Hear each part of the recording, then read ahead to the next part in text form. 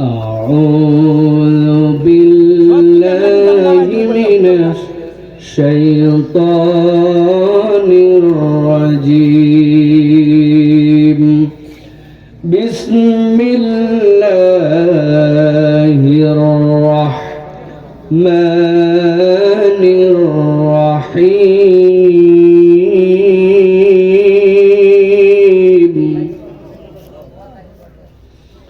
وإنه لتنزيل رب العالمين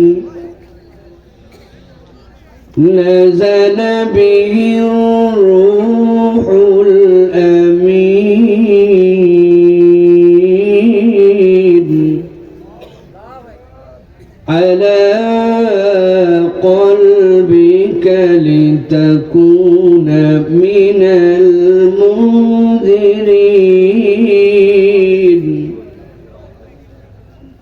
بلسان عربي مبين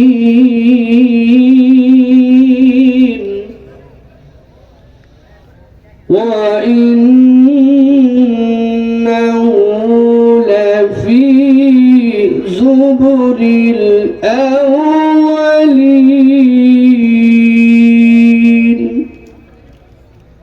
وقال الله سبحانه وتعالى إن الله وملائكته يصلون على النبي يا أيها الذين آمنوا صلوا عليه وسلموا تسليما اللهم صل على محمد وعلى آل محمد كما صليت على إبراهيم وعلى آل إبراهيم إنك حميد مجيد اللهم بارك على محمد وعلى آل محمد كما باركت على إبراهيم وعلى آل إبراهيم إنك حميد مجيد আলহামদুলিল্লাহ আজকের এই পাবনা জেলার ঐতিহ্যবাহী যশোমন্ত দুলিয়া সাথিয়ার কেন্দ্রীয় জামে মসজিদ এবং কবরস্থানের উদ্যোগে আজকের এই 57তম তাফসীরুল কোরআন মাহফিলের সুযোগ্য সম্মানিত সভাপতি সম্মানিত সভাপতিদ্বয় জনাব ইয়াদ আলী বিশ্বাস সাহেব এবং জনাব আব্দুল গফুর মোল্লা সাহেব, সম্মানিত মাহফিলের পরিচালক মাওলানা গোলাম মোস্তফা ভাই, সম্মানিত আলোচকবৃন্দের মাঝে কথা বলেছেন আব্দুল সত্তার সাহেব, মাওলানা মুজাম্মেল হক সাহেব, কথা বলছিলেন হযরত মাওলানা সালাউদ্দিন চাঁদপুরি সাহেব। মঞ্চপ্রবিষ্ট আছেন বিভিন্ন পর্যায়ের গণ্যমান্য ব্যক্তিবর্গ, আমার সামনে উপবিষ্ট সম্মানিত মুরব্বিয়ানে কেরাম, আমার দিনদার ভাইয়েরা, পর্দার আড়াল থেকে শুনছেন মা এবং বোনেরা, সকলকে একবার সালাম দিয়েছি। আরো একবার আপনাদের কাছে দোয়া পাওয়া এবং করার আশায় সালাম নিবেদন করি। আসসালামু আলাইকুম ওয়া রাহমাতুল্লাহ। আপনারা ভালো আছেন ভাই? আলহামদুলিল্লাহ। আপনি কেমন আছেন? সবাই ভালো আছেন? আপনারা পেট ভরা আছে? আপনাদের পেট ভরা? আলহামদুলিল্লাহ, আল্লাহ আমাকে ভালো রেখে আপনাদের মাঝে হাজির করেছেন। আমি আপনাদের কাছে একটা সালাম দিয়েছিলাম, কিন্তু মনে হলো যে পাবনার লোকের বোধহয় আজকে মন খারাপ। আপনাদেরকে মন খারাপ ভাই? এর থেকে বেশি শীত পাবনার লোক দেখেনি ভাই? এর থেকে কঠিন দিন পাবনায় পার হয়নি ভাই? হয়নি? আজকে তো আলহামদুলিল্লাহ এমন কোনো আবহাওয়া হয় না। পাবনার লোক জানে জীবন যুদ্ধ করে কেমনে টিকে থাকতে হয়, ঠিক না ভাই? কঠিন কঠিন ইতিহাস আছে এই পাবনার। এখানকার মানুষ ফাইট করে, সংগ্রাম করে, নিজের জীবনের সাথে যুদ্ধ করে নিজের অবস্থান উপরে তুলছে। ঠিক কিনা? এই জন্য প্রিয় ভাইয়েরা, আমরা এই পাবনার মানুষকে চিনি কোরআন শোনার লোক, এইখানকার মানুষরা কোরআন পাগল। পুরো উত্তরবঙ্গের প্রবেশ মুখে যত মাহফিল হয়, একা পাবনার লোকেরা তার থেকে বেশি ওয়াজ করে, ঠিক না ভাই? এই জন্য আমরা আপনাদের কাছে আরো একবার খুব দিল থেকে ভালোবাসা নিয়ে সালাম দিব। আপনারা আন্তরিকতার সাথে একটা সালামের উত্তর দিতে পারবেন ইনশাআল্লাহ? ফাঁকি মারবেন না তো? দেখি তো, আসসালামু আলাইকুম ওয়া রাহমাতুল্লাহ। মাশাআল্লাহ। প্রিয় ভাইরা, এই যে আমরা কোরআনুল কারীম শোনার জন্য এসে বসে বললাম, কোরআনের সাথে সম্পৃক্ত হয়ে গেলাম, আপনার কি ধারণা সবাই কি চলে আসতে পারছে মাঠে ভাই? পারছে ভাই? পারে নাই। অনেক লোকজন আসছে, ওয়াজের নাম করে বের হইছে, ও খালি ওই টুনি বাল্বের ভিডিও করে করেই বাড়ি চলে যাচ্ছে। টুনি বাল্বের ভিডিও তো কবরে বিরাট একটা ফায়দা দিবে, ঠিক না ভাই? ওরা আল্লাহকে যাই বলবো, আল্লাহ মাহফিলের টুনি বাল্বের ভিডিও আমার কাছে আছে, বললে হবে নাকি? ওয়াজ না শুনি তাতে কি, ঠিক না? আপনার যেই এলাকার থেকে আপনাদের মাঝে মাঝে বরযাত্রী যায় তো ভাই, না? ধরেন কোন একটা জায়গায় গেছেন, 100 জন বরযাত্রী, 3 বাস, যাওয়ার পরে এর আয়োজন, এর খাওয়া দাওয়া সব বসাইছে। বসে এখন বউ পক্ষের লোকজন বলছে, ভাই বর কোথায়? বলছে একটু জ্বর জ্বর ভাব, আসেনি। জ্বর জ্বর ভাব, বর আসেনি, আর বরযাত্রী সব আসে। খাওয়াবে তো না? খাওয়াবে তো? বলবো রে ব্যাকল, তোদের আসতে বলছে কেটা, ঠিক না? তোমরা খাইতে চলে আসছো, এইটা আপনি বোঝেন। আরে এত চমৎকার মাহফিলের আয়োজন, ও ভাই আমি বুঝি তো, মাহফিলের জন্য মেলা, মাহফিলের জন্য এই পাপড়ওয়ালা, মাহফিলের জন্য আপনার বিভিন্ন মিষ্টান্নের দোকান, কিন্তু মাহফিল যদি না থাকতো তোমার তো দোকান হতো না। তাহলে তুমি সব করলা আর একবার মাহফিলের দিকে আসলা না, তুমি কেমন মুসলমান, ঠিক না? আপনার মানুষ, তুমি সারা দেশের পাগল সারাও, আর তুমি নিজে যদি পাগলামো করো তাহলে কেমনে হবে, ঠিক না? প্রিয় ভাইয়েরা, এই জন্য আমি বলবো, প্রিয় ভাইয়েরা, অনেকেই জানে না যে এই মাহফিলে আসলে, কোরআনের সাথে সম্পৃক্ত হলে আমাদের যে আসলে এটা আমাদের গোড়ার একটা সম্পর্ক, এটা অনেকে জানেই না, ঠিক না? আমি আপনাদের কাছে স্পষ্ট করে বলতে চাই প্রিয় ভাইয়েরা, দুনিয়ায় অনেক কিছু বলবেন আপনি, ভক্কর চক্কর দাবি করবেন, কিন্তু সব ভক্কর চক্কর দাবি করে লাভ হবে না। আপনার দাবির সাথে আপনাকে প্রমাণ দেওয়া লাগবে। কথা কিন্তু মুরব্বীরা বলেন না আল্লাহর হস্তে, তরুণ যুবকরা খালি কথা বলো, প্রমাণ দেওয়া লাগবে কিনা ভাই? দাবি করলে প্রমাণ দেওয়া লাগে না? একজন আমার কাছে আসছে, এক্সাম্পল বলতেছে, উদাহরণ, আসে বলছে, সাইফুল্লাহ ভাই একটা জিনিস দেখাবো আপনাকে। বললাম দেখা ভাই, এত আগ্রহ তোর? বলছে আমার সাথে আসেন। কথার কথা তার সাথে গেছি, যাওয়ার পরে বলছে উপর দিক তাকান। উপর দিক তাকাইছি, তাকাতে তাকাতে টুপি পরে পরে যাওয়ার জোগাড়। কি রে কি দেখাবি? ওই উপরে তাকায় দেখেন এক ঝোপার মধ্যে 150টার উপরে ডাব ধরছে। আমি চিন্তা করলাম, এক ঝোপায় 150 ডাব হয়? ভালো করে তাকায় দেখি, আরে এ তো সুপারি গাছ। আমি নিচের দিকে তাকায় দেখি গাছ চিকন, পাতা ছোট ছোট। আমি বললাম, এই ব্যাক কর, কি কর? এক ঝোপার মধ্যে 150 ডাব ধরছে মানে? বলে ভাই রাগ করেন কেন, ছোটবেলায় ডাবও যেরকম সুপারি ওইরকম, এগুলোই বড় ডাব হবে। যদি আমার এই বুঝ দেয়, আর আমি যদি বুঝি এর মাথা ঠিক নেই, এর সাথে আমি কোনো ঝগড়াঝাটিতে নাই ভাই। আমি বুঝছি ডিস্টার্ব, অতএব ও ডাব গাছ আর সুপারি গাছ চেনে না, ওই জন্য ওর সাথে ঝামেলা বাড়ায় লাভ। আল্লাহ রাব্বুল আলামিন বলছেন, নবী আপনি জানাই দেন আপনার উম্মতকে, ইন্নামাল মুমিনুনা আল্লাযীনা ইযা যুকিরাল্লাহু ওয়াজিলাত কুলুবুহুম وَإِذَا تُلِيَتْ عَلَيْهِمْ آيَاتُهُ زَادَتْهُمْ إِيمَانًا। দুনিয়ার মানুষ তারা দাবি করতে পারে, নানান কথা আপনার কাছে বলতে পারে, আমার ঈমান ঠিক আছে, আমি ঈমানের দিকে আছি, আল্লাহ বলছেন তোমাদের এই সকল ভক্কর চক্কর দাবিতে কোনো খাওয়া নাই। ইন্নামাল মুমিনুন, তুমি যদি ইমানদার হও আমি আল্লাহর পক্ষ থেকে নবী জানায় রাখলাম তোমার দুইটা চিহ্ন থাকা লাগবে। এই দুই চিহ্ন না থাকলে তোমার ইমানের প্রমাণ নাই।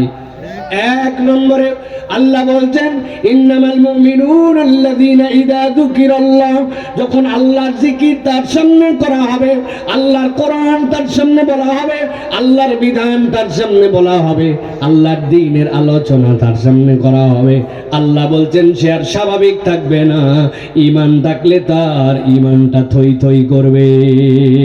সুবহানাল্লাহ। ঈমানের মধ্যে একটা আসার আসবে, ইমানের মধ্যে একটা চিহ্ন আসবে, ইমানের মধ্যে তার একটা পরিবর্তন আসবে, ঢেউ লেগে যাবে। আমি অনেক সময় বোঝানোর জন্য বলি, উদাহরণটা মাথার মধ্যে ঢুকায় রাখবেন, বুঝে থাকলে একটুখানি আওয়াজ দিয়েন। আপনার এলাকায় গ্যাসের চুলা এরকম আছে নাকি যে এক সিলিন্ডার দিয়ে চুলা জ্বলে কিন্তু দুইটা মুখ একসাথে, দুই চুলা একসাথে জ্বলানো যায়? আছে?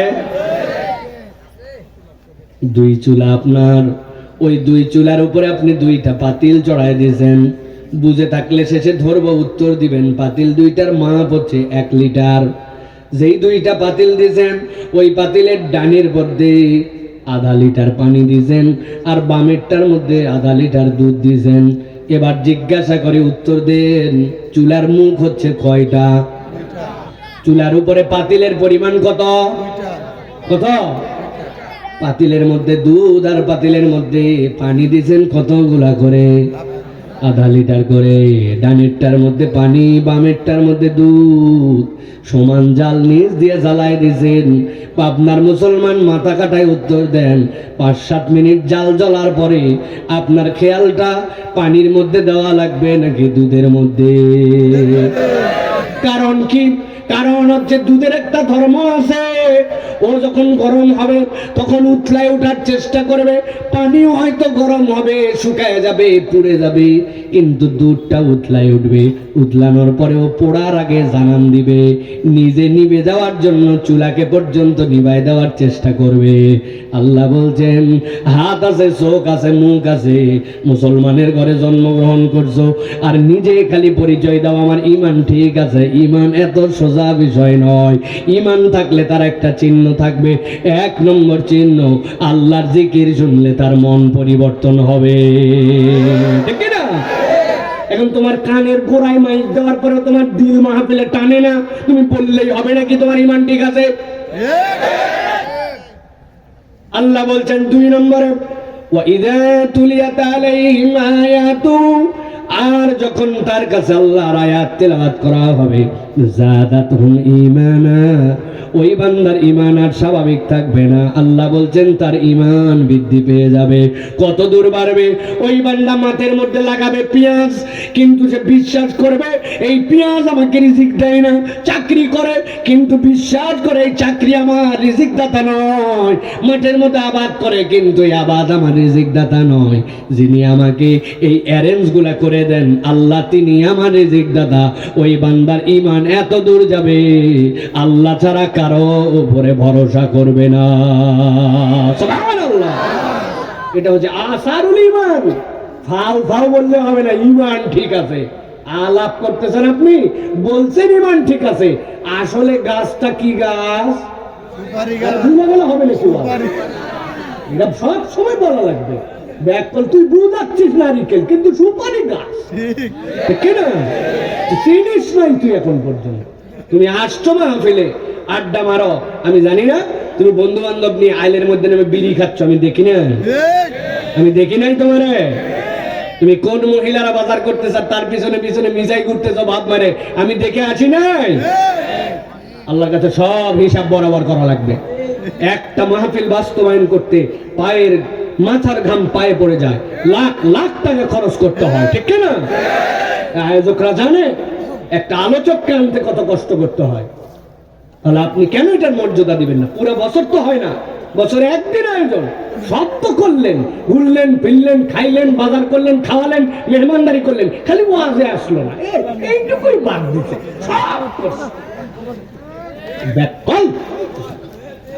রাগ হচ্ছেন আপনারা? তবে নতুন করে আপনার কোনো লোক না ঢোকে খেয়াল করেন, খবরদারের একজন লোক জানার যা হয়েছে যথেষ্ট লোক হয়েছে। আমরা এ কয়জনই ওয়াজ শুনে জান্নাতে যাওয়ার ব্যবস্থা করবো। খুব কড়া পাহারা লাগাও, ভিতরে যেন আর কেউ না ঢুকতে পারে। ওরা চিন্তা করতেছে ভিতরে না ঢুকলে কি হয়েছে, দূরে মাইক আছে দূরে শুনবো, তাই না? ও বাবা সেই খেলা বন্ধ। এই যে মোবাইলে দুই ভাবে ইন্টারনেট ব্যবহার করা যায়। কয় ভাবে? মুরব্বী হহ করবেন, আপনি ইন্টারনেটের কি বুঝতেছেন? তারই পাকা মান তরুণরা ইয়াংরা ইন্টারনেট কয় ভাবে ব্যবহার করে বাবা? একটা সেলফ ডাটা আর একটা ওয়াইফাই ডাটা, ঠিক কি না? এখন সেলফ ডাটা মানে তোমার নিজের মোবাইল থেকে তুমি এমবি কিনছো, তুমি নিজের ডাটা নিজেই ব্যবহার করো, তাই তো? আর একটা ওয়াইফাই ডাটা কিভাবে? তোমার বাড়িতে একটা রাউটার আছে, তোমার একটা অ্যান্ড্রয়েড ফোন আছে, স্মার্টফোন আছে, রাউটার ইন্টারনেটের কানেকশন আছে, তুমি পাসওয়ার্ড জানো, ওটার সাথে কানেকশন দিছো, এবার তোমার সাথে সংযোগ হলে তুমি রাউটার থেকে ওয়াইফাই ব্যবহার করো, ঠিক না? এখন এক লোকের কোন একদিন সাঁথিয়াতে যাওয়ার প্রয়োজন পড়ছে, আপনার এই যশোমন্দুলিয়া থেকে সাঁথিয়া গেছে, ওর ইন্টারনেট কাজ করবে তো ওয়াইফাই কেন কাজ করবে না? ওর নেটের লাইন নাই, ফোন নাই, পাসওয়ার্ড জানে না, সব আছে হুজুর, কিন্তু এত ফাঁকে ধরে না, ঠিক না? ভালো করে এইটা বুঝেন না কেন আপনি? ওয়াজ তো আপনার কে বলছে মাঠে শোনা লাগবে? ওয়াজ তো ইউটিউবেও শোনা যায়, ফেসবুকেও শোনা যায়, কিন্তু ওই ওয়াজে আল্লাহর রহমত ডাইরেক্ট পাওয়া যায় না। এই প্যান্ডেল হচ্ছে আল্লাহর রহমতের ওয়াইফাই জোন, এর ভিতরে ঢুকলে আল্লাহ বান্দারে ক্ষমা করে দেয়। ফেরেশতারা বলে আল্লাহ তুমি সবাইরে মাফ করে দিছো কেন? বলছে কেন? তুমি জানো আল্লাহ একটা লোক ওয়াজই শুনতে আসে নাই, ওই মাইকের ব্যবসা করার জন্য আসছিল, আরেকজন আসছিল আল্লাহ পাঁপড় নিয়ে। আল্লাহ বলতেছে বেশিরভাগ ভালো মানুষ যেখানে আল্লাহর জিকির করে, গরান যেগুলো আছে এগুলো সব সাথে মাপ। তুমি মনে করছো তোমার লোক বাড়ানোর জন্য সাইফুল্লাহ ভাই হাদিস বলতেছে, নবী এইটা বলে গেছে, আর তুমি সব করলা, আর মাহফিলে তুমি আসতে পারলা না, একজন জানার ঢুকতে না পারে। ভালো করে খেয়াল রাখবেন, যেগুলো আসবে পরে এটার খবর আছে একবারে, আমাদের আর নতুন কোনো লোক দরকার নেই। আমরা এই কয়জন লোকে আজকে ওয়াজ শুনবো ইনশাআল্লাহ। রাজি আছেন তো আপনারা? আছেন তো আপনারা? কারা কারা আছেন দেখি দুই হাত উঁচু করেন, হাত নামান, হাত নামান, থামেন থামেন থামেন থামেন, আগে আমি হাত তোলাচ্ছি উনি তাকবীর দিচ্ছেন। আগে ওই খেতা কম্বলে তাহাত বাই করে হাত, এই হাত তুলতে বলছি, উনি ভিতর থেকে হাত তুলবেন। কি হাত তোলা? হাত তুলতে হবে টান টান করে, একবারে ডাইরেক্ট সোজা করে হাত তোলেন। হাত সোজা করছেন? হ্যাঁ, সোজা টান দেন। এই বাচ্চারা, এই যাবো, এই জায়গায় যাবো, হাত সোজা করো। সোজা করছেন? হাতটা নড়াচড়া দেন, জোরে জোরে জোরে জোরে দেন। এবার হাতটা এইরকম করে সোজা করে, এই মারেন, সোজা মারেন, পেছন দিকে টান দেন। মাইক ডিস্টার্ব করতেছে নাকি ভাই? মাঝে মাঝে মিস করে যাচ্ছে নাকি? বুঝলাম না। হাত সোজা করেন, করছেন? এবার একটু গলাটা পরিষ্কার দেন, হাত নামাবেন না, হাত সোজা, সামনে গলা পরিষ্কার দরকার নাই, পিছনে। ভালো করে দিচ্ছেন, সোজা করছেন। এবার বুক বরাবর নেন, এই বরাবর, এই বরাবর নেন, দিচ্ছেন। এবার আমরা একটা তাকবীর দিয়ে জানান দিব যে আল্লাহর কতকগুলা পাগল বান্দারা এই কোরআন শোনার জন্য আজকের এই যশোমন্দুলিয়া বাজারের এই মাহফিলে, এই কেন্দ্রীয় মসজিদের মাহফিলে, গোরস্থানের মাহফিলে হাজির হয়েছে। পারবেন ইনশাআল্লাহ? যারা আজকে সারা দিনে ভাত খাইছেন তারা একবার বলেন আল্লাহুম্মা আমিন। যারা দুইবার খাইছেন তারা বলেন আল্লাহুম্মা আমিন। যারা রাত্রের খাবার খাইছেন বলেন আল্লাহুম্মা আমিন। আর যারা খাননি সারা দিন একবারও তারা বলেন আল্লাহুম্মা আমিন। বাহ, কারা কারা খাইনি হাত তুলে দেন। হস করে আমিন বলে দিলেন আপনি না বুঝেন। বুক বরাবর হাত নেন, এই বরাবর নিছেন। তাকবীর কাকে বলে আজকে এলাকার লোককে জানান দিতে হবে। পারবেন ইনশাআল্লাহ? ফাঁকি মারবেন না তো ভাই? একদম আকাশ বাতাস মুখরিত করে আজকের তাকবীরে যেগুলা শরীক হবে না, আগামী 1 বছর এদেরকে পস্তানি দেওয়া লাগবে। ঠিক আছে না? খা তুই জন্মের পাপড় খা, মেলায় ঘোর বিড়ি খা, আজকে তোমার নামে দোয়া হবে ইনশাআল্লাহ।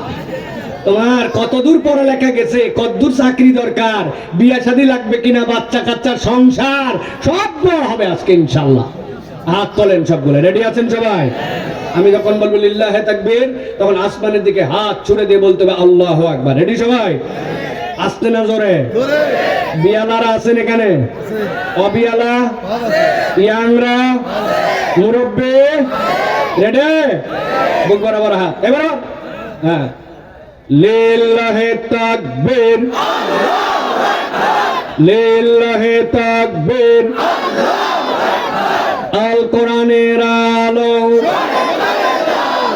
আল হাদিসের আলো, তোমার নেতা আমার নেতা, আলেম ওলামা যেখানে, আল্লাহর আইন যেখানে, কোরআন সুন্নাহ যেখানে, গান বাজনা যেখানে, হারাম অন্যায় যেখানে,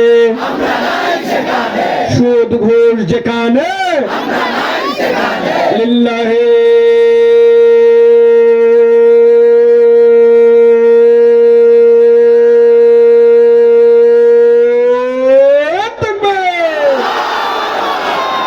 মাশাআল্লাহ। শয়তান আছে ওরা পুরা পাক এলাকা সারা, ঠিক না?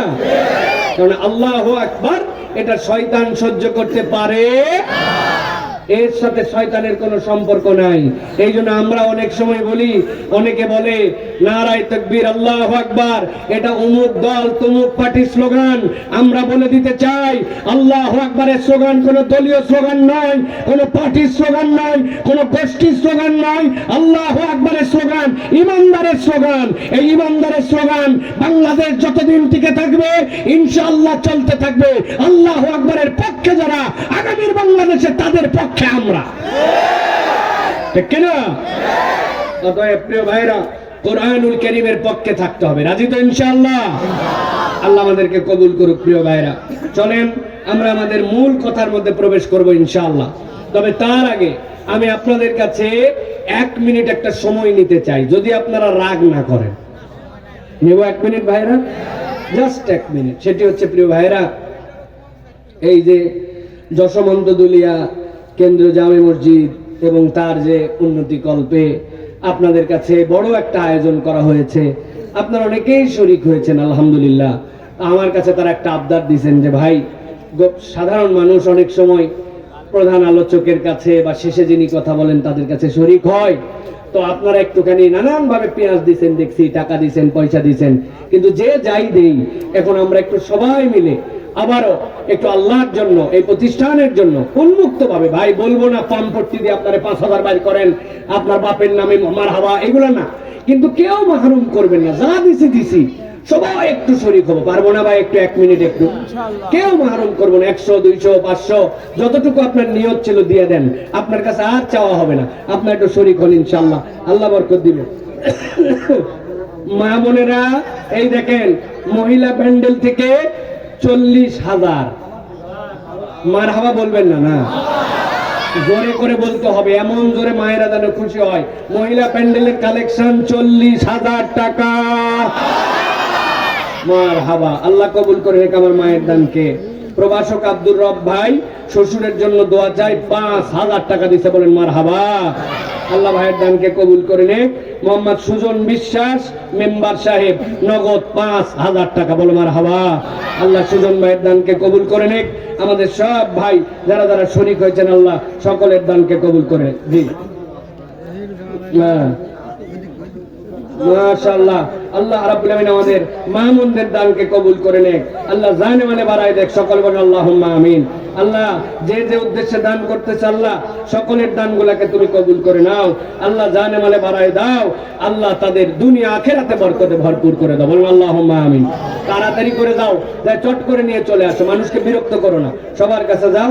আল্লাহ সকলের দানকে কবুল করে নাও, বলুন আল্লাহুম্মা আমিন।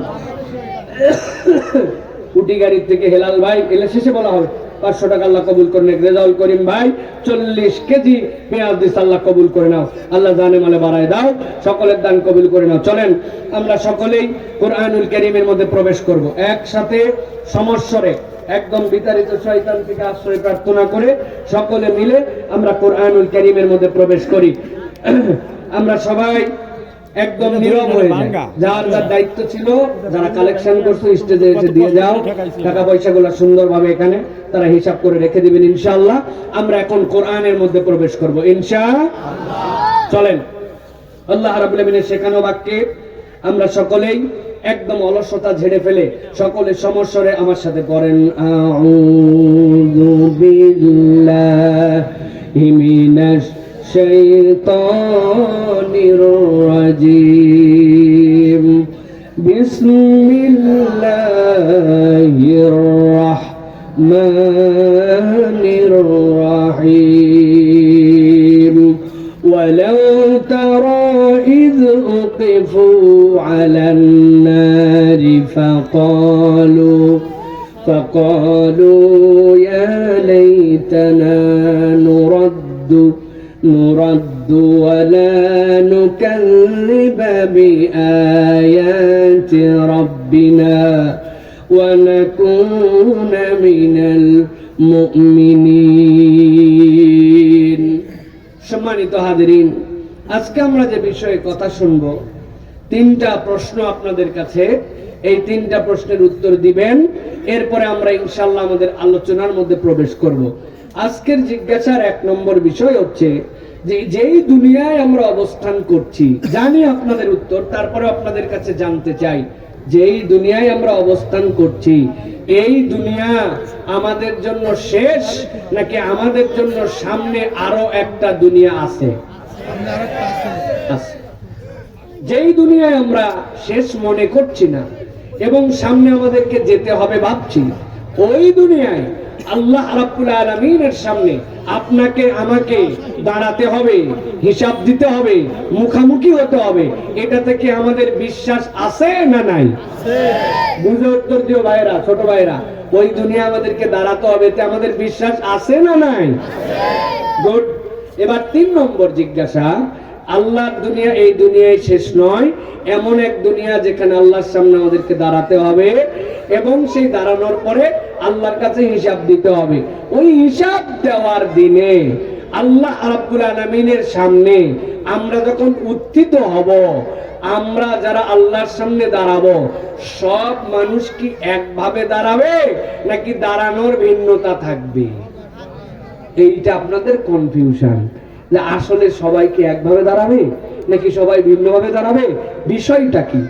আজকে মূলত আমরা যে বিষয়ে কথা শুনবো সেটি হচ্ছে দুনিয়ার জীবন শেষ হওয়ার পরে আল্লাহর সামনে যাবে সবাই, কিন্তু সব মানুষ আল্লাহর সামনে একভাবে দাঁড়াবে না, এক কথা বলবে না। আল্লাহ কোরআনুল কারীমের মধ্যে আল্লাহর সামনে যখন মানুষ দাঁড়াবে, ওই দাঁড়ানো মানুষকে 9টা প্রকরণে ভাগ করছেন, যে মানুষের 9 ধরনের ওই দিন আফসোস, 9 ধরনের অভিজ্ঞতা আল্লাহ রাব্বুল আলামিনের সামনে ওই দিন মানুষ বলতে শুরু করবে। এখন 2টা প্রশ্ন আপনাদের কাছে করব, ঠান্ডা মাথায় উত্তর দেন। ভাই, কিয়ামতের ময়দান কি হয়ে গেছে? বললেন না সবাইকে, হয়ে গেছে? কিয়ামতের ময়দান হয় নাই। আর যেই 9 ধরনের প্রকরণের মানুষ, তাদেরকেও কি আল্লাহ আলাদা করে ফেলছেন? না। কিন্তু আশ্চর্য বিষয় কি জানেন? আশ্চর্য বিষয় হচ্ছে আজ থেকে 1450 বছর আগে আল্লাহ ওই প্রকরণের বর্ণনা কোরআনুল কারীমের মধ্যে তুলে ধরে প্রত্যেক মানুষের কাছে নবীর মাধ্যমে জানায়া, প্রত্যেক মানুষের কাছে আলেম ওলামার মাধ্যমে বুঝায়া আল্লাহ রেডি করতেছেন, যাতে করে কিয়ামতের ময়দানে ধরা খায়া একটা মানুষও জাহান্নামে যেতে না পারে, সব মানুষ যেন জান্নাতে যেতে পারে। আল্লাহ এই জন্য ওই দিনের কঠিন বিষয় দুনিয়ায় জানাই রাখছেন। সুবহানাল্লাহ বলেন। আজকে আমরা কোরআন থেকে দেখব 3 ধরনের প্রকরণ, যেই মানুষগুলা কোন কোন অপরাধে আল্লাহর কাছে আটকায় গেছে, আর ওই অপরাধ হওয়ার পরে তারা আল্লাহর কাছে কি বলছে। যদি আমাদের অপরাধ থাকে, আজকে আমরা এখান থেকে সিদ্ধান্ত নিয়ে পরিবর্তন করব, আর অপরাধ না থাকলে আরো ভালো মানুষ হওয়ার জন্য চেষ্টা করব। এই নিয়ত করে আজকে আমরা কথার মধ্যে, কোরআনের তাফসীরের মধ্যে প্রবেশ করব। আওয়াজ দিয়ে উত্তর দিতে হবে, কিয়ামতের ময়দানের কয় প্রকরণের আলোচনা হবে আজকে? 3টা। কয়টা? 3টা। একসাথে বলতে হবে সবাইকে, কয়টা? 3টা। হাতগুলো রেডি করেন বাবারা, ডান হাত বাইর করেন নিচের দিকে, বাম হাতের জায়গায় থাকবে। আমি যেই বলবো কয়টা, বাম হাতটাই থাইয়ের উপরে রেখে ডান হাতটা একসাথে তুলে দেখাতে হবে 3টা। রেডি সবাই?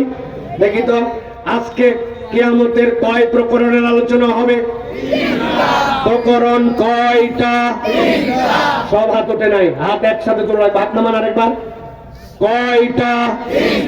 ফাঁকি যেন কেউ দিয়েন না, লাস্ট সুযোগ দিলাম, হাত নামান। কয়টা? মাশাআল্লাহ।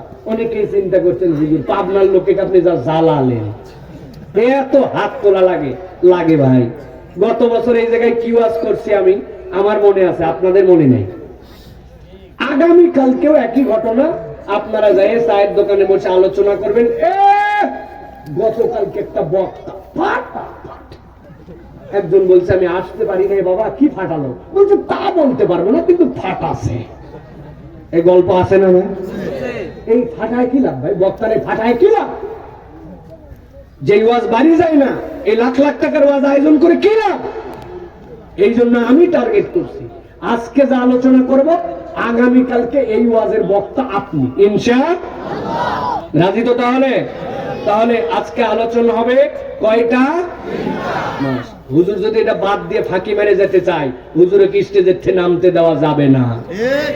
অনেক বক্তা আছে দেখবেন বলবে সময়ের অভাবে এই বছর পূর্ণ করতে পারলাম না, আগামীতে আবার দেখা হলে আপনাদের সাথে ইনশাআল্লাহ বলবো। মানে আরেকবার ওয়াজ পাওয়ার ধান্দা।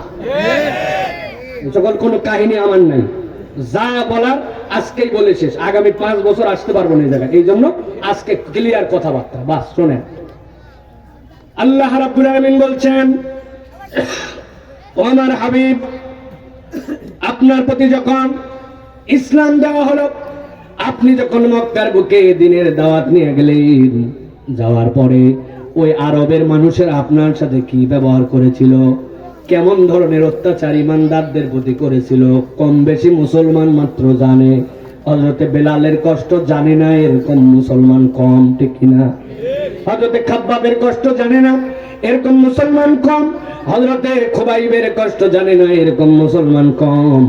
কিন্তু আল্লাহ বলছেন ইমানদারদের প্রতি যে জুলুম হয়েছে, যে কষ্ট হয়েছে, ও আমার হাবিব, এমন একটা দিন আসবে যেই দিনে আল্লাহ রাব্বুল আলামিন আপনাকে মাকামে মাহমুদে বসাবেন।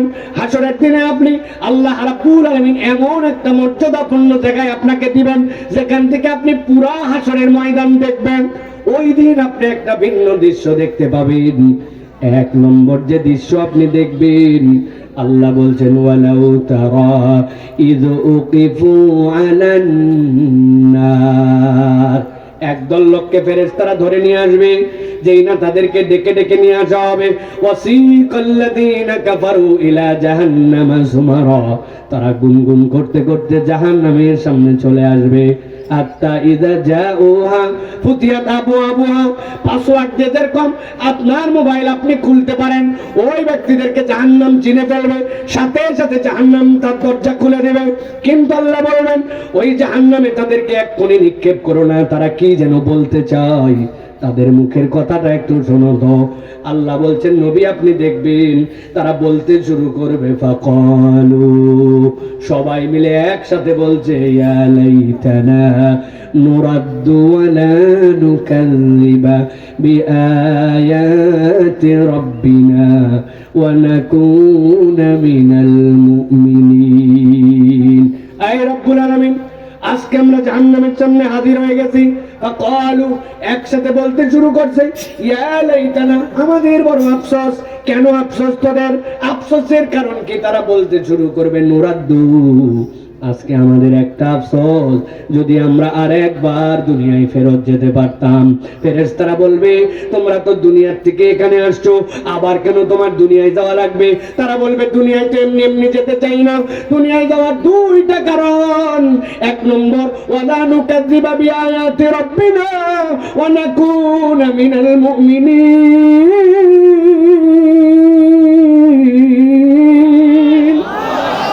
আল্লাহ, আমরা দুনিয়ায় এমনি যেতে চাই না, দুনিয়ায় 1 নম্বর দেওয়ার কারণ আমরা দুনিয়ায় তোমার কতগুলো আয়াত অস্বীকার করে আসছিলাম, এবার যদি যাই তাহলে তোমার আয়াত আর অস্বীকার করবো না, আর আমরা পূর্ণ মুমিন হয়ে আসবো। আওয়াজ দিয়ে বলেন তো, একবার হাসরের ময়দানে হাজির হওয়ার পরে দুনিয়ায় কি আবার ফেরত আসা যাবে? আসতে চাও কেন? আসতে চাই আল্লাহ, আমরা দুনিয়ায় তোমার আয়াত পূর্ণ করে আসি নাই।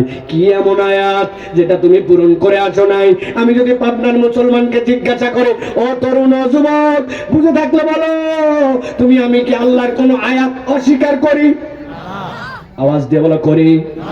আরেকবার বলো করি। কিন্তু এবার একটু হিসাব মিলাও। ঈদের সময় রাস্তাঘাট অনেক চাপ, বাসে সিট পাওয়া যায় না, রওনা দিছ তুমি গ্রামের উদ্দেশ্যে ঈদের সময়, সবার পর্যন্ত বাসে উঠছ, উঠার পরে কোন রকম বাসের মধ্যে রড ধরে ধরে দাঁড়ায় আছো, ভিতরে বসা তো দূরের কথা, পা ফেলার জায়গা নাই। হেমায়তপুর পার হতে হতে আজান শুনছো আসরের, হাইয়া আলাস সালাহ হাইয়া আলাল ফালাহ, তোমার মনের মধ্যে তাড়া দিছে, আহারে নামাজ তো পড়া দরকার, রমজানটা কোনো শেষ হয় নাই, কিন্তু তোমার বাস দাঁড়ায় না, অজু করার পরিবেশ নাই, তায়াম্মুম করবে হাল নাই, যেইভাবে দাঁড়ায় আছো ওটার দিক যে কোন দিক সেটাও ঠিক নাই। এমন পরিবেশ হতে হতে আসরের ওয়াক্ত গড়ায় যাচ্ছে, নিজে কায়ত হবে, চিত হবে, বাঁকা হবে, এরকম সুযোগ নাই। এরকম করতে করতে মাগরিবের ওয়াক্ত চলে আসছে, আসরের নামাজটা পড়তে পারে নাই। বুঝে থাকলে আওয়াজ দিয়ে উত্তর দেন, এই যে নামাজটা পড়তে পারলো না, এইটা কি ইচ্ছায় না অনিচ্ছায়? অনিচ্ছায়। তার ইচ্ছা ছিল কিন্তু পারে নাই। কিন্তু যেই যুবক এখন আওয়াজ দিয়ে বলছে আমি আল্লাহর আয়াত অস্বীকার করি না, এরকম যুবক আছে কিনা? আসরের সময় আজান হয়ে গেছে, মাগরিবে আজান হয়েছে, মসজিদের পাশে ক্যারাম বোর্ড খেলছে, মসজিদের পাশে চায়ের দোকানে আড্ডা মারছে, রাস্তা দিয়ে মোবাইল দিয়ে ভং ভাং করে ঘুরছে, কিন্তু নামাজে শরীক হয় নাই। এটা বুঝে থাকলে বলো, এইটা কি অনিচ্ছায় না ইচ্ছা? আমার আল্লাহ বলছেন, ওই দিন যাওয়ার পরে এরা বলতে শুরু করবে, রব্বানা আবসারনা ওয়া সামি'না ফারজি'না না'মাল সালিহান ইন্না মুকিনুন।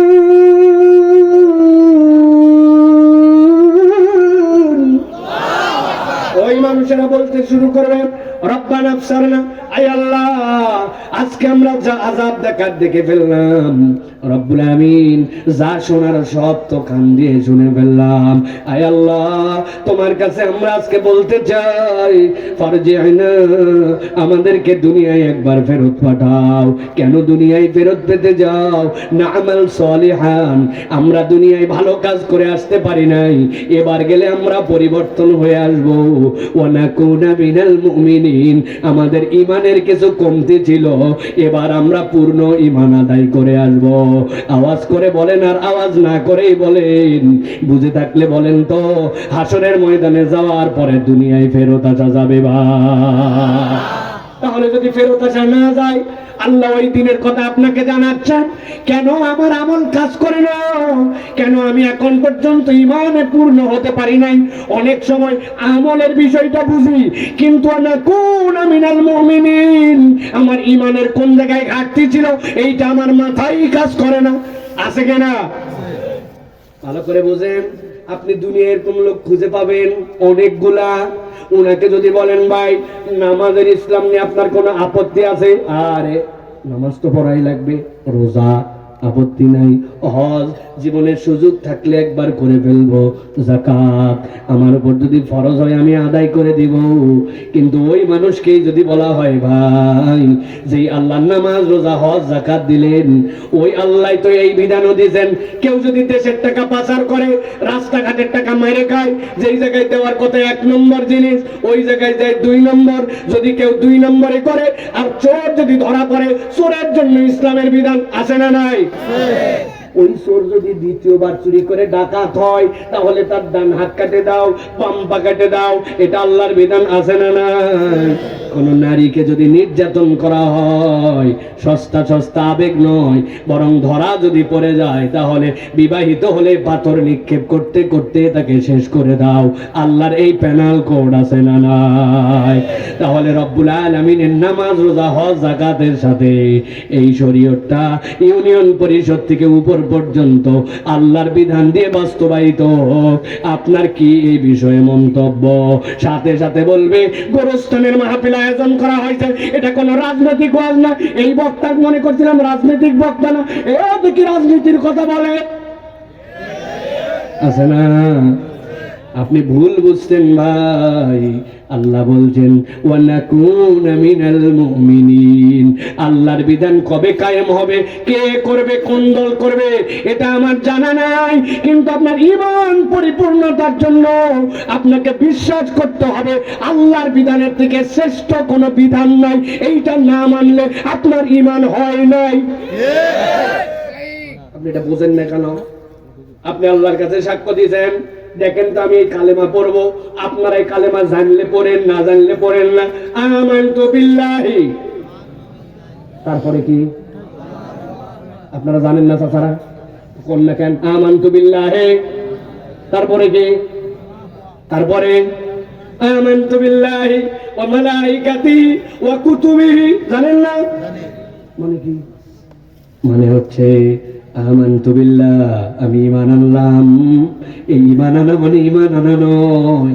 আল্লাহ রাব্বুল আমিন আপনার বিধান বুঝি বা না বুঝি আমি এইটা মেনে নিলাম। আল্লাহর শব্দ আমি বুঝি না, আমানতু বিল্লাহ ওয়া মালাইকাতি, আর আল্লাহ তোমার যত ফেরেশতা সেইগুলা দেখি নাই, জানি না, কিন্তু তুমি বলতো ডানে আছে, বামে আছে, জিবরিল আছে, মিকাইল আছে, সবগুলা মেনে নিলাম, ঠিক না? এরপরে কি বলছে? কুতুবিহি, আল্লাহ তোমার কিতাবের মধ্যে যা কিছু আছে সব কিছু আমি মেনে নিলাম। বুঝ ক্লিয়ার করেন? এখন আপনার এলাকার কোন লোক এসে যদি বলে কোরআন আমি বিশ্বাস করি, তবে পুরাটা এখন পর্যন্ত গবেষণা শেষ হয় নাই, শেষ পারাটা একটু বাকি আছে, 2-3টা সূরা, বাকিগুলার ব্যাপারে আমার কোনো মন্তব্য নাই। কোরআনের 1-2টা সূরা নিয়ে যদি মন্তব্য করে আর বাকিগুলার ঈমান আনে, সে কত পার্সেন্ট মুসলমান? তো বুঝতে এলাকার কত পার্সেন্ট? সব মানছি, কেবল সূরা নাসের বিষয়ে একটু কথা আছে, কত পার্সেন্ট মুসলমান? 0। আপনার বাঁচার উপায় নাই। কোরআনের ভিতরে যা আছে সবগুলার প্রতি ঈমান আনার নাম হচ্ছে ওয়া কুতুবি।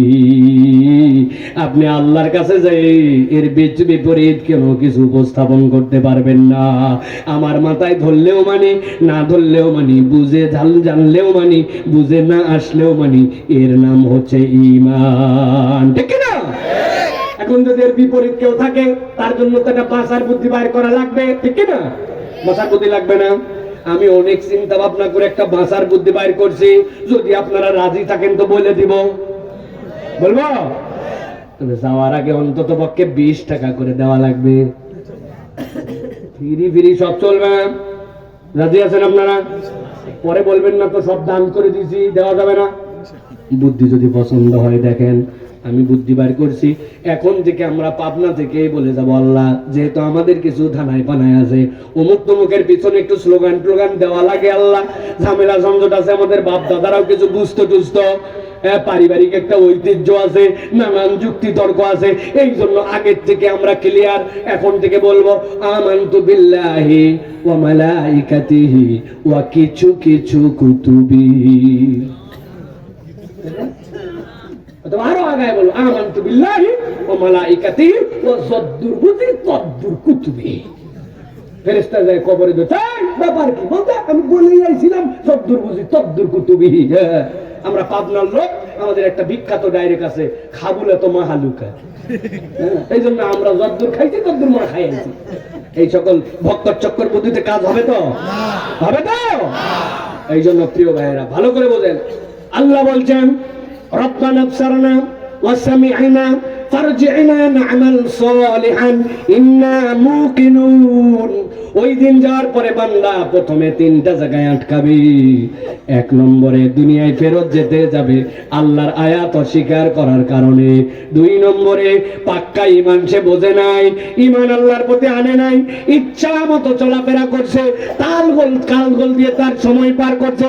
আর তিন নম্বর, সুযোগ ছিল তার সামনে কিন্তু আমলের জিন্দেগি বানাই নাই, অপেক্ষা করছে আল্লাহরে হাইকোর্ট দেখাইছে, এই নামাজ আজকে সওয়াল ধরা লাগবে। বলছে কি বার? বলছে বার খুঁজতেছিস মানে নামাজ আজকে ধরা লাগবে, বারের কি আছে? বলছে আজকে বুধবার। আল্লাহর কিরা করে বলতেছি, এই যে জুম্মার দিন ধরছি না ধরছি। তোর বৃহস্পতিবার কই গেল, বুধবার কই গেল? ভাই রোজা আসতেছে, এবার রোজার থেকে এবার আমি সলিড, খালি এইবার ভোটটা হয়ে যাক, তাই না? এইবার ভোট হোক, তারপরে দেখিস। আল্লাহ বলছেন সাবধান হয়ে যাও, আল্লাহরে টাইম দেখায়ও না, ওই দিন যাওয়ার পরে বিপদে পড়ে যাবা, ঠিক না? তাহলে ওইটা হচ্ছে এক নম্বর গুরু। তিনটা পয়েন্ট মনে রাখেন। আল্লাহর কাছে ওঠার পরে দুনিয়ায় ফেরত যেতে চাবে, আল্লাহর আয়াত অস্বীকার করছে, দুই নম্বরে পাক্কা পাক্কি ঈমান আনে নাই, আর তিন নম্বরে আমলে কমতি ছিল। মনে থাকবে তো? এটা এক নম্বর হালত। যাদের আছে আমাদের এই অবস্থা, আজকে মাঠের থেকে সিদ্ধান্ত পরিবর্তন করে যাওয়া লাগবে। দুই নম্বরে আল্লাহ রাব্বুল আমিন বলছেন, আমার হাবিব, একদল লোক কিয়ামতের দিনে আপনার সামনে উঠতে শুরু করবে, বড় ভয়াবহ পরিণতি তাদের। কারা তারা, কি অপরাধে তারা আল্লাহর সামনে উঠবে? আল্লাহ বলছেন, ইন্না আনজারনাকুম আযাবান করিবা ইয়াওমা ইয়ানজুরুল মার'উ মা কদ্দামাত ইয়াদাহু ওয়া ইয়াকুলুল কাফিরু ইয়া লাইতানি কুনতু তুরাবা। সাথে সাথে একদল লোক, আল্লাহ বলছেন, যাদের সামনে আমল আমার আসার আগে তারা আযাবটা দেখে ফেলবে। ইন্না আনজারনাকুম আযাবান করিবা ইয়াওমা ইয়ানজুরুল মার'উ মা কদ্দামাত ইয়াদাহু। ওই বান্দার সামনে আল্লাহ হাজির করে দিবেন, তোর আমলনামা দেখ, কি তুই অজ্ঞাত প্রেরণ করে আসছিলি। ও যুবক, ও তরুণেরা, তোমরা বুঝো ভালো করে, তোমার মোবাইলের মধ্যে 100 টাকা আছে, হঠাৎ করে অফার পাইছো যে তুমি যদি 5 জিবি ইন্টারনেট কিনতে চাও তাহলে তোমার জন্য 101 টাকা লাগবে। 101 টাকা যদি তুমি তোমার মোবাইল মধ্যে রেখে যদি মেসেজ পাঠাও তাহলে তুমি 5 জিবি ইন্টারনেট পেয়ে যাবা। তুমি খরচ টরচ হিসাব করে দেখো, তোমার মোবাইলে আছে 100 টাকা 90 পয়সা। আওয়াজ দিয়ে বলো তো ভাই, এখন তুমি যদি 100 টাকা 90 পয়সা আছে, শর্ট আছে মাত্র 10 পয়সা। চিন্তা করছো, এতদিন এই কোম্পানির মোবাইল ব্যবহার করি, এতদিন নেট ব্যবহার করি, আবার আমি ফ্লেক্সি তো তুলবই, টাকা তো আসবেই, এখন 10 পয়সা শর্ট। তুমি এই প্যাকেজের জন্য যদি এখন সেন্ড করো, তোমার কই প্যাকেজটা তোমাকে দিবে না, কয়তো পয়সা শর্ট, 10 পয়সা, তাও তোমাকে দেয় না। তোমাকে মেসেজ ফিডব্যাক দিছে, you have not enough sufficient balance, please recharge, then we'll try again। মাত্র 10 পয়সা না থাকলে তোমার অফার। এতদিন যার সাথে চলো, যেই কোম্পানিতে হাজার হাজার টাকা দিলে, তুমি যে আবার টাকা ভরবা, এই সিম যে বাদ দিবে না 10 পয়সার জন্য, এত কিছুর পরেও তোমাকে তোমার অফার দেয় না। আল্লাহ বলছেন, ইন্না আনজারনাকুম আযাবান করিবা। ওই মানুষের সামনে আল্লাহর আযাব প্রকাশ হয়ে যাবে। যেই না প্রকাশ হবে, ইয়াউমা ইয়ানজুরুল মার'উ মা কদ্দামাত ইয়াদাহু, সে দুনিয়ায় থাকতে কি প্রেরণ করে আসছিল সবগুলো সামনে পেয়ে যাবে। আল্লাহ বলছেন, এইটা দেখার পরে ওই দিন কাফেররা ভয় পেয়ে যাবে, বলতে শুরু করবে, ইয়াকুলুল কাফিরু ইয়া লাইতানি কুনতু তুরাবা। আজকে যদি মাটি হইতাম, বেঁচে যেতাম। নবী বলছেন, এত কিছু থাকতে তারা মাটি হতে চাবে কেন? আল্লাহ রাব্বুল আলামিন এই পৃথিবীতে তার সৃষ্টিগুলোকে 3 ভাগে বিভক্ত করছেন। 1 নম্বর, আল্লাহর ক্ষণস্থায়ী সৃষ্টি। আপনি আপনার সামনেই মুরগির ডিম ফুটে বাচ্চা বের হতে দেখছেন। ওই বাচ্চা বড় হলো আপনার বাড়িতে, একদিন মেহমান আসছে, মা বলছে মুরগিটা ধর, ওই বাচ্চা আপনার বাড়িতেই হলো, আপনি জবাই করছেন, মা রান্না করে ফেলছে, সৃষ্টি হতে দেখছেন, কিন্তু আপনি মরতেও দেখছেন। এটা আল্লাহর ক্ষণস্থায়ী সৃষ্টি, ঠিক না? ধানের গাছ আপনার সামনেই হলো, আপনিই কাটলেন, কাটে আপনি বিদায় করলেন। পেঁপে গাছটা ফল দেওয়ার পরে, কলা গাছটা ফল দেওয়ার পরে মরে গেল, আপনি দেখলেন। এইটা আল্লাহর ক্ষণস্থায়ী সৃষ্টি। আরেকটা সৃষ্টি দীর্ঘস্থায়ী সৃষ্টি। আসমান মাথার উপরে সৃষ্টি হয়েছে, কিন্তু কবে হয়েছে জানি না। ধ্বংস হবে, কিন্তু কবে ধ্বংস হবে জানি না, ঠিক না? চন্দ্র সূর্য আল্লাহর সৃষ্টি, দীর্ঘস্থায়ী। আরেকটা সৃষ্টি আল্লাহ বলছেন, ও বান্দা, সেইটা চিরস্থায়ী সৃষ্টি। কি জানো নাকি? আলমে আরওয়াতে রুহের সাক্ষী নিলাম, তোমার শরীরে প্রবেশ করালাম, মৃত্যু দিয়ে বের করে নিলাম, পরকালে আবার তোমার রুহের সাথে শরীর যুক্ত করে দিলাম, এরপরে জান্নাত জাহান্নামের ফায়সালা। ওই যে আলমে আরওয়াতে সৃষ্টি, আর জান্নাত জাহান্নাম কবে শেষ হবে কেউ বলতে পারে না। ওই কাফেররা বলতে শুরু করছে এখন, ইয়াকুলু ইয়া লাইতানি কুনতু তুরাবা। আমলনামা দেখে মাটি হতে চায় কেন? আল্লাহ নবী বলতেছেন, আল্লাহ রাব্বুল আমিন কিয়ামতের দিনে মানুষকে দাঁড় করার পরে সব বাহিমাতুল আনামকে তার সামনে হাজির করায় দিবেন।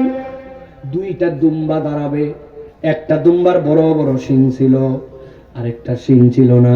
যেটা শিং বড় উঠছিল, ওর গরম পাওয়ার যেটা পাশে ছিল তারা খাইতে দিতে চাত না, বিনা কারণে তারা গুতা দিত।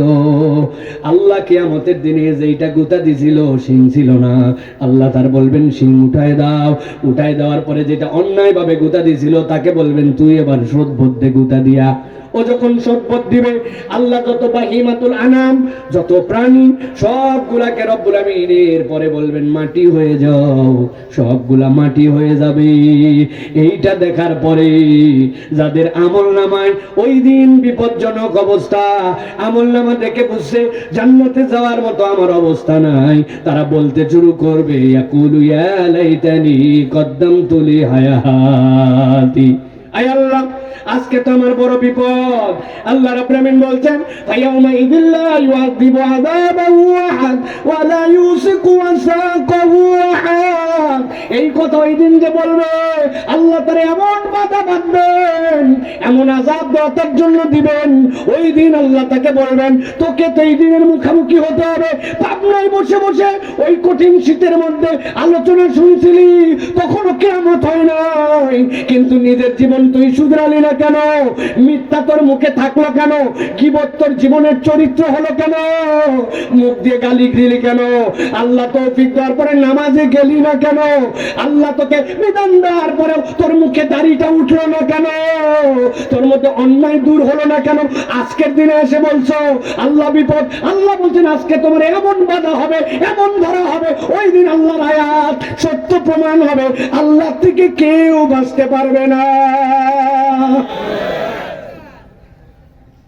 আল্লাহ বলছেন ওই মানুষগুলার হাল কেমন হবে জানো? আল্লাহ বলছেন, ওয়াম্মা মান উতিয়া কিতাবাহু বিশিমালিহি। এক শ্রেণীর মানুষকে আল্লাহ ডাক দিবেন, এদিকে আয়। আল্লাহ ডাক দেওয়ার পরে বলবেন তোদের আমলনামা ডান হাতে দেওয়া হবে। আম্মা মান উতিয়া কিতাবাহু বিয়ামিনি। আল্লাহ যেই না তাদের আমলনামা ডান হাতে দিবেন, ফাসাউফা হাসাবু হিসাবান ইয়াসীরা, তাদের হিসাব ক্লিয়ার। এরপর আল্লাহ বলবেন একদল আসো, বাম হাতে আমলনামা দেওয়া হবে। ভাই বোনা ভাই, give your left hand, I will give the paper. বিষয়টা এত সহজ নয়। আল্লাহ বলতেছেন যাদেরকে বাম হাতে আমলনামা দেওয়া হবে, এত ভয়ঙ্কর বিষয়টা হবে। ওয়াম্মান উতিয়া কিতাবাহু ওয়ারা যাহরিহি, একদল ফেরেশতাকে ডাক দেওয়া হবে, ফেরেশতা দিকে আসো। হাতটা পিছন দিক থেকে নেবে, নেওয়ার পরে কলিজা ভেদ করে দিবে। কলিজা ভেদ করে যখন বাম দিকে সামনে থেকে হাতটা আসবে, ওই পিছন থেকে কলিজা ভেদ করে বক্ষ ভেদ করে সামনে বাম হাত আসা, এটাই তার জন্য এমন আযাব হবে। আল্লাহ বলছেন ফাসাউফা ইয়াদউ সুবুরা, ওই দিন তো কেউ তার সাহায্য করবে না, উল্টা সে চিৎকার করে বলতে শুরু করবে, ইয়া লাইতানি লাম উতা কিতাবিয়া ওয়া লাম আদরি মা হিসাবিয়া ইয়া লাইতাহা কানাতিল কাদিয়া। আল্লাহ, আমার যদি বিচার না হয়, আমার যদি হিসাব না হয়, আজকে যদি আমাকে ছেড়ে দেওয়া হয়, আমি তো বেঁচে যেতাম। জাহান্নাম হোক যাই হোক, আল্লাহ আমার বাম হাতে তুই আমলনামা দিস না, এইটা আমার দ্বারা সহ্য করা সম্ভব নয়। ওই দিন যদি কোনো বান্দায় আবদার করে, ওই আবদারকে ওই দিন কাজ দিবে। তাহলে আমি কেন বাম হাতে আমলনামা পাচ্ছি? আল্লাহ বলছেন, ওয়াল তানজুর নাফসুম মা কদ্দামাত লিগাদ। একটু ভাবো বান্দা, কত কিছু করলাম, কিন্তু আমি আমার পরকালের জন্য কি পাঠালাম। চাচারে, আপনারা আমার বাপের বয়সী মুরব্বী, একটু ঠান্ডা মাথায় দুইটা কথা বলি, একটু আমার সাথে একটু আওয়াজ দেন তো, নিজের জীবনে মিল খুঁজে পান কিনা। ওই যে ছোটবেলায় মক্তবে গেছিলেন, যাওয়ার পরে আপনার ওস্তাদ যে কারি সাহেব, হুজুর, হাফেজ সাহেব, ইমাম সাহেব আলাম তারা থেকে সূরা নাস আপনাকে মুখস্থ করাইছিল, নামাজের কিছু দোয়া দরুদ। তখন আপনার বয়স 10 বছর, 11 বছর, 12 বছর। এখন আপনার বয়স 60 বছর, বিয়ে করছেন, নাতি নাতনি হয়েছে। আগে মানুষের বাড়িতে কাজ করতেন, এখন নিজের জমি। আগে কিছু ছিল না, এখন কিছু হয়েছে। আগাইতে আগাইতে অনেক দূর, ছেলে পেলে বড় হয়েছে। কিন্তু বুকে হাত দিয়ে বলেন, ওই যে 10টা সূরা মুখস্থ করে আসছিলাম, আমার 50 বছরে, লাস্ট 40 বছরে, 30 বছরে আর নতুন একটা সূরা আমার জীবনে মুখস্থ হয়েছে নাকি? কেমনে আল্লাহর সামনে দাঁড়াবো? কত দিকে আগালাম, দাড়ি পেকে গেল। আল্লাহ বলছেন, ওয়াল তানজুর নাফসুম মা কদ্দামাত লিগাদ। তোমরা ব্যাংক ব্যালেন্সের চিন্তা, বাড়ি পাকা করার চিন্তা, টিনের বাড়ি ছাদ হয়ে গেল, কিন্তু তোর আমল নামা কি ডেভেলপ হলো একটু হিসাব কর। ও তরুণ যুবক, বাপ মাকে কত বাধ্য করো, অ্যান্ড্রয়েড মোবাইল না দিলে, এইটা না দিলে, সেইটা না দিলে, দামি জিন্সের প্যান্ট না দিলে, শার্ট না দিলে, কত আবদার করো, কিন্তু হিসাব মিলাও রে ভাই। কত তরুণ, কত যুবক কবরে চলে গেল। এই হায়াতের উত্তর আল্লাহর কাছে দেওয়া লাগবে। তোমার জীবনে আজকে সকাল থেকে এখন পর্যন্ত যদি রাত্রে মরে যাও, আল্লাহর সামনে দাঁড়ানোর মতো কোনো আমল দাঁড়াইছে কিনা চিন্তা করো। চোখ দিল আল্লাহ, ওই চোখ দিয়ে আমি যা ইচ্ছা তাই দেখলাম। কান দিল আল্লাহ, ওই কান দিয়ে যা ইচ্ছা তাই শুনলাম। আমার জীবনের পরিবর্তন নাই। আল্লাহ বলছেন, কিয়ামত হয় নাই পাবনার মুসলমান, এখনো ভয় পেও না, তবে সাবধান হও, ওই দিন যাওয়ার পরে কিন্তু আমলনামার হিসাব দেওয়া লাগবে, ঠিক না? এই জন্য প্রিয় ভাইয়েরা, এই 2 নম্বর প্রসঙ্গটা, যেখানে আল্লাহর সামনে আমাদেরকে দাঁড়াতে হবে, আর আল্লাহর সামনে দাঁড়ানোর দিনে আমাদেরকে ভবিষ্যতে কি পাঠাইছি, ওই প্ল্যানটা, প্রোগ্রামটা আল্লাহর সামনে উপস্থাপন করা লাগবে, ঠিক না? এখন আমার তরুণরা, আমার যুবকরা, তোমরা যদি ভাবো যে আমাদের বয়স যখন 20-22 বছর ছিল, এইগুলার হিসাব বোধহয় আল্লাহর কাছে দেওয়া লাগবে না, বিষয়টা কি তাই ভাই?